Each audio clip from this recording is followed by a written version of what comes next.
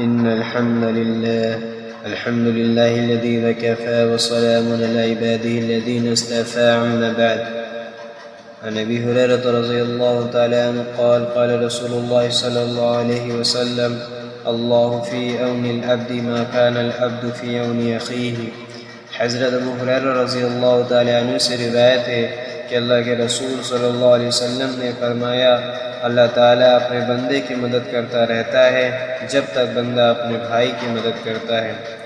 احادیث مبارکہ میں جن چیزوں پر بہت زیادہ زور دیا گیا ہے ان میں باہمی تعاون اور جذبہ اخوت کو بڑی اہمیت حاصل ہے۔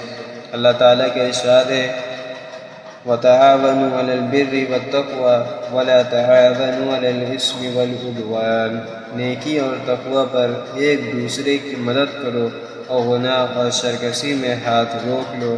اس حدیث میں نبی اکرم صلی اللہ علیہ وسلم نے باہمی تعاون کے فوری اور لازوال فائدے کو ذکر فرمایا ہے۔ جب تک بندہ اپنے بھائی کا تعاون کرتا رہتا ہے اللہ تبارک و تعالیٰ اس کی مدد فرماتا رہتا ہے۔ پھر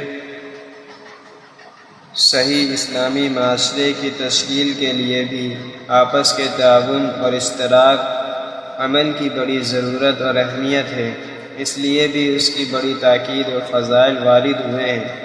مسلم شریف کی ایک حدیث قدسی میں آتا ہے کہ اللہ تعالیٰ قیامت کے دن بندے کو مخاطب کر کے فرمائیں گے اے ابن آدم میں بیمار ہوا تو نے میری عیادت نہیں کی۔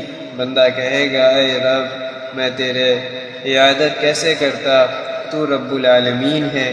اللہ تعالیٰ فرمائے گا کہ میرا فلاں بندہ بیمار ہوا تھا تو نے اس کی عیادت نہیں کی، کیا تجھے نہیں معلوم کہ اگر تو اس کی عیادت کرتا تو مجھے اس کے پاس پاتا؟ پھر اللہ تعالیٰ فرمائے گا اے ابن آدم میں نے تجھ سے کھانا مانگا تھا تو نے مجھے کھانا